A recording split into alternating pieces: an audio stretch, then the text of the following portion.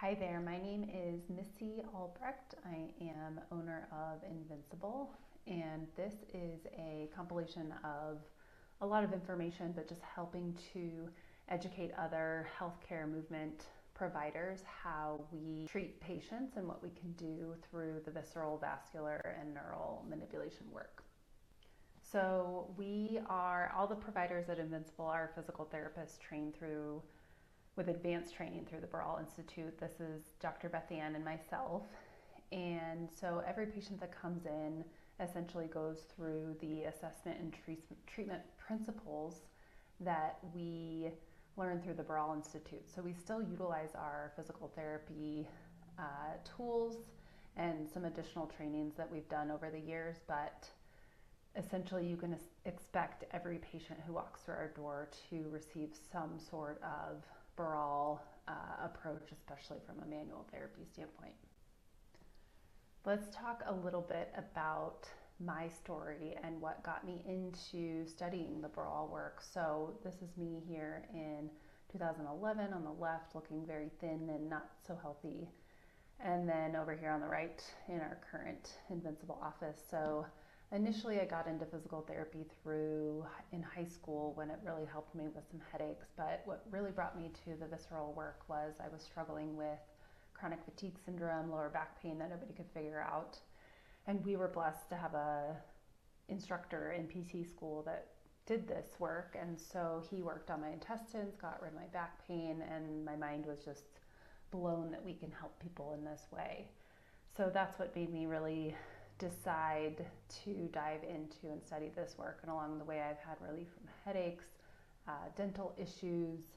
It's just been so healing for myself, and that continues to make me want to shout this work on the rooftop and just share with everybody the power of this type of manual therapy. So today we're going to focus on understanding the approach that we take and also just helping build connections with other providers. So we receive questions all the time from people. Is this an appropriate referral to you? So we've thrown in some of those questions, but ultimately I will share some of our common referrals, but we are looking to build connections with other providers out there that could be very beneficial to our patients and looking to collaborate. So if you watch this recording and you're like, hey, I think you didn't mention what I do, let me share a little bit more, please reach out. We would love to learn. So why is movement of the entire body important? So Jean-Pierre Barral is the founder of this work and the founder of the Barral Institute, and he talks about the organ in good health has good physiologic motion.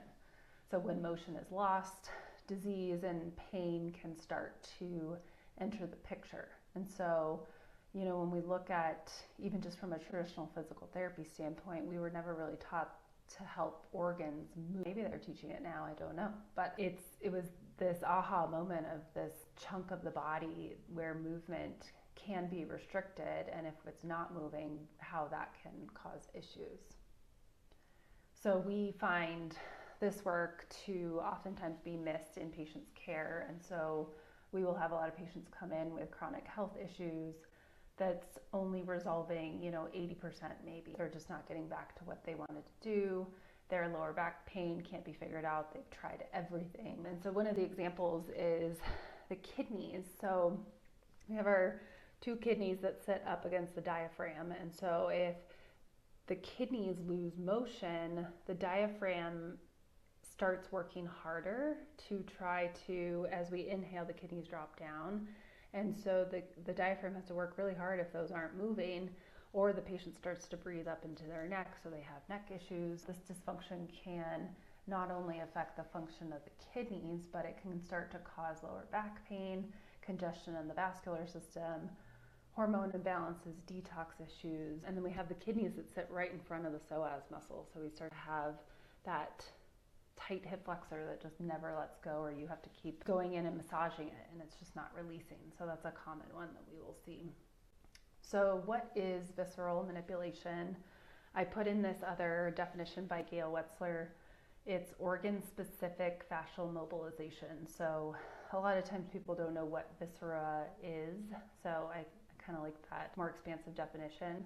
And then the word manipulation can just sound really intense. It can sound like we're going to be really aggressive with the organ system, and everything is very gentle. So visceral manipulation is getting the organs to move, and it can affect all of these symptoms here, or all of these systems here. And so, kind of like I mentioned, can present as chronic orthopedic issues. We can have emotional stressors that can present, and we'll go through what dysfunction presents as. But what we're doing is we're releasing lines of tension within this deeper system and helping improve body awareness and proprioception to help the body essentially heal itself. So this is me working on an esophagus and a stomach with a patient. And then let's look at neural manipulation. So neural manipulation is the same thing, but on the nerves. So nerves need to glide and move, and they also need to have the appropriate pressure outside of the nerve and inside of the nerve to function well.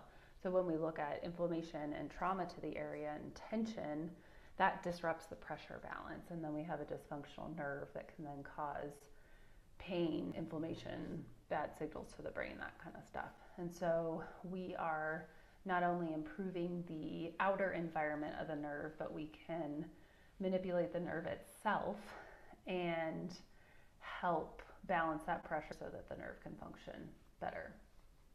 So this is me accessing the cranial dura, so the covering around the brain, and then the spinal cord through the suboccipital area. This is a common way for us to assess general neural tension in someone's body. And then manual articular approach.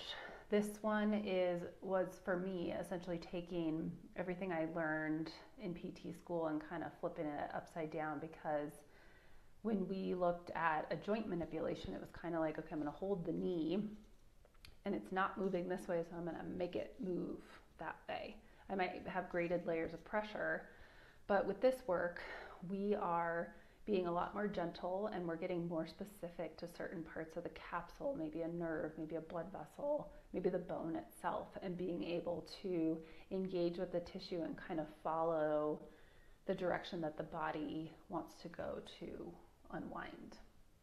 And then we have manual approach to the brain. So this is Jean-Pierre's newest curriculum. He's been doing the brain work for over 40 years now, and just finally is getting it put together as a curriculum for us. And it's really exciting because it's being able to address not only blood flow to the brain, but drainage from the brain, being able to support chronic diseases like Alzheimer's, dementia, Parkinson's, working on head trauma and helping heal from that, from stroke, help balancing headaches, migraines, all of that stuff. And then the emotional piece of it too. We can, have someone remember a memory that they've been storing in their brain and help offload the nervous system response that's maybe heightened from that trauma and help them withstand stress a little bit better.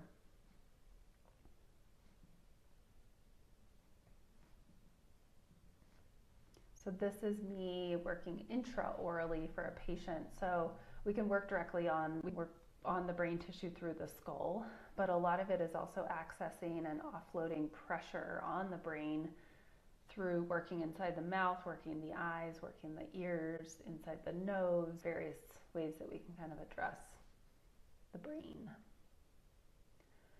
So in general, the organs have a couple of different support systems. So there's a pressure system, there's also a gliding system for the organs. So that's, how do the kidneys move next to each other? That's not a good example because they're not really that next to each other.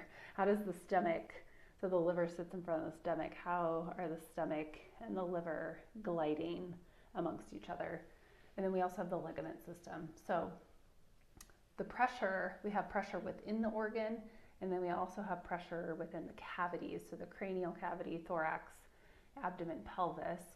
And so the balance of those pressure systems is so important for not only the function of the organs, but for pain, for bloating, for headaches, being able to breathe properly. There's so many different layers of that. And then The organs also have a ligament system, and so these ligaments are slightly different than your typical joint ligaments, but they have proprioceptive awareness. They send messages to the brain. They can become dysfunctional, especially in a contact sport, whiplash, injury type thing. And so when we're treating, we are treating the pressure system, this gliding system, and the ligaments. So two different key terms when we look at movement of the organ system: mobility and motility. Mobility is more the external forces, so how the diaphragm is moving, how the heart is beating, how the heart is moving with the breath, how the stomach and the liver glide with each other. And then how do the surrounding joints move around? So when my right shoulder goes overhead, does the liver roll back the way that it should? And then we have motility, so this is more the intrinsic motion of each organ. It is a marker of physiologic function for us and also helps us track progress. So is the patient holding the work that we're doing? Is there something, we've got the organ moving, we've got the motility moving, but every time they come back it's dysfunctional. What are we missing? Who else do we need to bring in? And it's a pattern that comes embryologically, and so if we look at our kidneys here, they move away from midline and then back towards midline. The liver rolls a certain way, the stomach rolls a certain way, and so each organ has its own motility, separate from our heartbeat, separate from breathing, and this is another marker that we assess and treat. Different than peristalsis too, and gut motility that most people think of. Okay, so what are the downsides of restricted motion? So there's a number, it's really hard to explain exactly how each body is going to respond to this, but essentially when the organs aren't moving well, they're not functioning well. We have reduced blood flow in and out. We have compressed nerves that tell the brain the body is unsafe, creating pain and reduced function. And then we can also have these musculoskeletal protection patterns. So back to our kidneys that sit in front of the psoas muscle right by the spine. If we have kidneys that are restricted, an overactive psoas muscle, there's going to be dysfunction in not only the diaphragm but also the spine because of that tension. Okay, a couple of videos here to help show this. I like to show this MRI of breathing because it's really helpful to show. We've got the lungs here, the heart, the liver, the stomach, the spleen. The diaphragm sits right in between the liver and the heart. And so you can just appreciate how much sliding, gliding movement actually needs to happen for functional breathing. And so if we have, let's say, a really stiff liver here, the patient's not going to get this full breath. They're not going to get that nice stretch of the heart visual to share. So we've got this ultrasound image here showing before and after me treating someone who had their gallbladder removed. So you can see upper left and upper right abdomen, and just appreciate or notice how there's not that much movement in the below layers or the above layers. So the below is the organ system within the peritoneum, and then above is the peritoneum muscle skin. It's just not moving very well. And then I did 30 minutes of treatment, and we ultrasound the same area after and check out all that motion.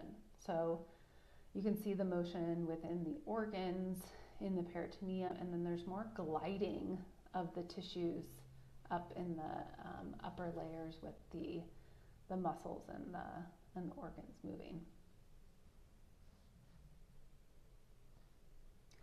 So how do these tissues lose movement? So inflammation is usually a big factor, whether it's from something we're eating, a lifestyle choice, stress, trauma to the body, surgery. But when we're looking at treating a patient, John Pierre likes to talk about you're not treating a body, you're treating a life. So we're treating tension that has built up from when they were conceived to whenever you're seeing them. So there's lots of different layers of inflammation, impact, trauma, all of that stuff. So this is why the osteopathic way that we assess the body helps us address what does the body need to let go first in order to help this cascade of healing. So different inflammation factors, the impact, so hits to the head, car accident, contact sports, fall to the tailbone. We've got surgery, appendix, nutrition. Are they struggling with SIBO, microbiome imbalance, mold detox? And we've got stress and trauma. Are they always in a sympathetic state and creating that fibrotic state of tissue? And then other lifestyle and community factors like not sleeping well. And then we also have the hollow organ mobility that can really be affected by any strain in the tissue. And so if we have someone who comes in with a C-section scar, that tension oftentimes is pulling the stomach down. And so the stomach is being pulled, maybe twisted, and it's going to interfere with digestion, absorption, blood flow, nerve function, lymphatic function. So that's another kind of cascade of the lines of tension that have been there for years. So I mentioned this briefly, but we use, through our Barral training, we use an osteopathic technique called listening. So Jean-Pierre Barral talks about only the tissues know. So we have to really tune into their deep and innate guidance, their intelligence that they're giving us in that moment. And we tell patients oftentimes we start pretty far away from the issue. They'll have foot pain and we're working their cecum and just explaining we could release their cecum and a couple different lines of tension can let go. Whereas if we were to go just where their pain was in the foot, we might not chip away as much and be as effective. So we do this to every patient. We feel their head in a standing position to get a general idea of where the body is hugging the lesion, is what Jean-Pierre talks about. And then we have them in different, either sitting, lying down. We can also get them in more functional positions. I had a boxer the other day in their fight stance because that's where they were having trouble. And so I felt their body in that position. So we can get a little playful with different postures to help see how we can help that body. And then when we do the treatment, we just really essentially the assessment process takes us pretty quickly into treatment and helping us learn, do we need to work this organ with another organ or this organ with a nerve? It all intertwines and we reassess essentially every session. So there's a belief that I still remember one of the first patients that I worked on, they were nervous that I was going to take their stomach and put it where it doesn't belong. So there's this image of us playing a Tetris game and putting things where they belong, and then people leave and they're nervous to move because they feel like things might fall out of place. But what we're doing is we are helping create space and getting things moving, and then the body settles back where it belongs. So this is, again, that innate guidance of the body. But this is also why we have typically some significant time in between sessions sometimes because the body continues to make changes after we create this space. So we're doing that. And then the other piece of it, if we're working specifically on the ligament attachments of, let's say, the liver to the diaphragm or the heart to the diaphragm, or there's one that goes from the small intestine to the spine, we can improve communication of the nervous system because there's so many nerves within those ligaments. And so this just helps not only improve movement, but that communication piece as well. We, as I kind of spoke about, we treat the life and not the body. We really believe in early intervention. Even if a babe isn't having issues, we will do infant wellness checks to just make sure any type of in utero or delivery tension is resolved early on, just to be able to help them develop smoother. And then we can also help problem solve if any of these issues come up on this lower left side. Looking at scars, I think scars are probably one of the easier sells for our work, because if someone's been cut open in their abdomen or their thorax, they're like, yeah, that makes sense. But when we talk about scars, we have to look at the deeper layers of the scar, because obviously you can see in this picture there was this cut, but what are the other layers that were cut through? This was just the entrance and the exit, right? And so we have to work the deeper layers, make sure everything's gliding, the pressure's balanced, and then also what strain or inflammation was present before this that led to this person needing surgery. So it's way more than just getting a scar to move. And then we look at the emotional trauma piece, the organ system and connective tissue in general can store emotional trauma, especially when the brain it's too much for the brain to handle. So we can help release tension and help the body let these emotions go. Here I'm working this patient's heart with the vagus nerve. There's a bunch of different techniques where we can work the organs with the brain itself, remembering, having a patient think through a trauma and feeling what's overactive in the brain, what's underactive. There's a lot of really cool ways that we can support this. I will say too that most people feel like our treatment sessions they want to sleep and take a nap because it's quite relaxing.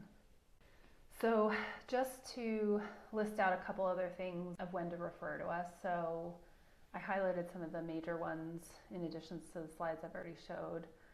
So any type of head impact, concussion history, soccer players, even if it's not a big concussion, just heading the ball frequently. Any type of gut issue, SIBO, digestive issue, mold detox, parasite protocol. We really like to support the organ system and make sure that's prepared for those protocols. We've seen patients who have gone through protocols that were not effective, come in, we work them, and then they do the protocol again with a provider, and it works.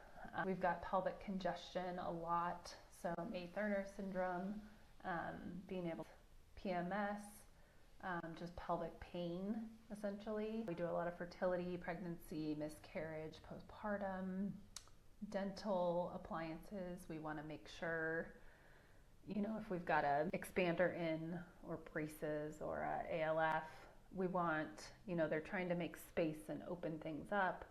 But if the cranium has tension, that may not be as successful, or it's going to be a lot more painful and disruptive to the patient. So if we can work with the dentist and be able to support their cranium as they're slowly changing, it can be really powerful. So, and then the last little bit here to add is anybody who's not making progress with your care, I'm not saying by any means that we are the magic thing for everybody, but if they haven't tried this work, it's worth an evaluation.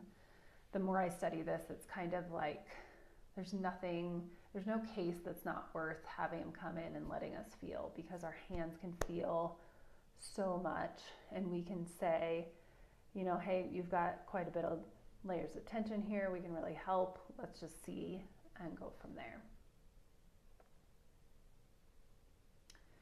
So a couple FAQs, frequent questions that we get. One of them is managing the skepticism from more Western-minded people. This work can be, I'm using words like gentle and listening, and it can feel quite energetic. I mean, the body is made up of energy, so there is energy involved, but it can feel a little woo-woo sometimes. But we have these patients come in quite a bit, and we love evidence and research and talking them through it and showing the anatomy. We'll also do objective movement testing, so we will have them move through their painful range of motion or their limited range of motion, work the organ and then, or the nerve or blood vessel, and then retest so they can see and feel the difference. Even if they can't feel what we're doing in the moment, it's just helpful to be able to have that pre-post test. And then if they're not the right fit, we honor that. Sometimes it's bad timing, maybe it's a finance thing, but also sometimes they're just like, it felt like they weren't doing anything, this isn't for me. So we respect those people. We're grateful to have even just one session with them to get things moving, and sometimes they come back, sometimes they don't, but that's how we deal with that. One of the things we have over the phone is people will say, well, my testing was negative. Nothing was in my brain. Nothing was in my abdomen. How are you going to help me? So we talk them through, and the Barral Institute talks about this quite a bit, of how our hands are specifically trained to feel more than what imaging can show. So we can feel these deeper lines of tension and be able to pick up on tension that's not necessarily diagnostic in the sense of showing up on imaging, but can be creating pain, creating dysfunction, and maybe future disease that would maybe show up on testing down the road. So here I am working on this patient's vascular system behind their ear, the carotid siphon. So just being able to be in there and feel tension in an artery and be able to help the body offload that, help drainage, help reduce pressure on the nerves. It's pretty awesome. Is it painful? No, it should not be painful. Again, I mentioned like some people don't even, they're like, are you even doing anything? And then we have other patients that can feel, they're a little more in tune with their body and can just feel the subtleness of the shifts. But we have to be very gentle and specific on the tissues to feel what the body is trying to tell us. So if I come in really hot and really intense, not only is it going to be painful to the patient, but I'm going to miss signals from the body. Sometimes the body says no, and we have to honor that and not treat that tissue.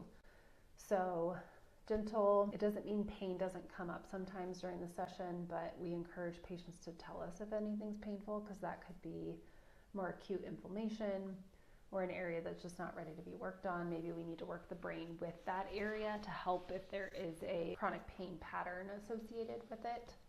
So I do encourage, if you're working or looking up other providers outside of Colorado, there are other organ trainings. I've actually done a few, and some of them are more intense, and it's more about the stomach's not moving. Let's move the stomach rather than assessing. So process. So we just believe that the gentleness is more effective. But I would also say that just because someone's taken the Barral classes, you don't know how deep they are in the curriculum or how they're taking their continuing education. This is why we do quite a bit of mentorship with other providers in this work, because it is a journey. It was hard to go from a physical therapist with really heavy hands working joints and muscles to this gentle type of work. So it's a journey. And so as a patient, if you give them feedback like, hey, this is painful, you're helping that provider learn. So make sure you speak up and rally through. So quickly, what it looks like to work with us. We do a discovery welcome call for patients that want to talk through and learn a little bit more about what we do. We do an evaluation. All sessions are 55 minutes, one-on-one. And then we typically do follow-ups the first couple sessions within 1 to 2 weeks. And then we typically spread them out monthly. And again, this is variant depending on their pain levels. Extreme pain and extreme either weight loss or constipation, we'll see them a little bit more frequent up front, but that time in between can be really helpful for our bodies to just integrate the work. And then we do recommend for most patients some sort of post-plan of care maintenance, whether it's, I mean, you see the dentist twice a year, this would be a good thing to check in on. We have patients who come in monthly because it just helps with their nervous system, or maybe they have some sort of chronic disease they're managing. We'll do once a quarter check-ins. We'll also do, we do movement education, self-care programming. So sometimes we're just updating once a year what someone's working on. And then they come back in if they are in an accident or they fall skiing or they hit their head, take antibiotics, throw up, they get sick, bronchitis. So we educate our patients on how we can help with that maintenance over the years. And this is just a general list of the current most common interdisciplinary people that we work with. So we need the patient to have their internal system from a supplement and nutrition standpoint up to par and not fighting toxins. So that's where functional medicine and naturopaths come in. We do work with some Western med docs too, lots of pelvic floor PT and OBGYN. We love working with massage therapists and other physical therapists. We have physical therapists who refer to us, and we just end up putting on our manual therapy hat And we'll get things moving, and then they'll go back and see their PT and do the movement education. So we can leave that to them, and it's really fun to do that piece. We work with dentists, like I mentioned. Mental health is a big one, to be able to have that talk therapy, learn different techniques to help with the emotions, and then personal trainers and coaches too. And then if you do something different that we don't know about, acupuncturists we work with, and regenerative medicine too. But if we don't know what you do, please reach out. Because if you're not local to Colorado, we do have some online movement classes that we started a little while ago. They're really awesome because they are targeted towards common issues that we have people come in with. So falls to the tailbone, choking on food, sinus issues, knee pain, sitting too much. So those are really fun. We also have the organ healing guide. This is a library of self-care techniques for each organ. Comes with a questionnaire that they fill out, and we can give more specific guidance to patients on where to start based on these questions. We have a few nutritionists who like to add the organ healing guide to any nutrition program that they're doing, because it's a really nice complement. And then we do virtual appointments occasionally. It's mostly self-care education. We're not trying to work the body through the computer, but we do typically try to help them find a local provider too, because it doesn't mimic, or it can't take the place of the in-person assessment. So a couple next steps for you. Please send us questions. We've got our email here. Please schedule an appointment if you haven't tried it yet and you're curious. We have an organ movement webinar. This is a shorter community workshop that I recorded that can be helpful to share with patients who are interested. We also have a lot of videos on our YouTube, Instagram. We've got our newsletter, lots of research on the Barral Institute if you want to learn more about it. It just helps guide you on how to navigate the Barral Institute website to find a provider near you. Thank you so much for taking time out of your day or week to hang out with us. We are just excited to be connecting with you, and I put this image over here of me feeling my friend's body on the floor of a hotel. So this work blows our mind every day. Every time we work on a patient, it's like, oh my gosh, I can't believe I can feel what I can feel, and that the body's responding this way. And so this acronym, if you know, you know, it's something that we will, in the middle of a business conference, like, okay, let me feel your body. We'll just stop and do it because it's just so fascinating, and we just can't stop talking about this work. And I'm sure all of you got into your line of work because you love it so much. So we're just so happy to share this work with more people. All right, hopefully see you soon.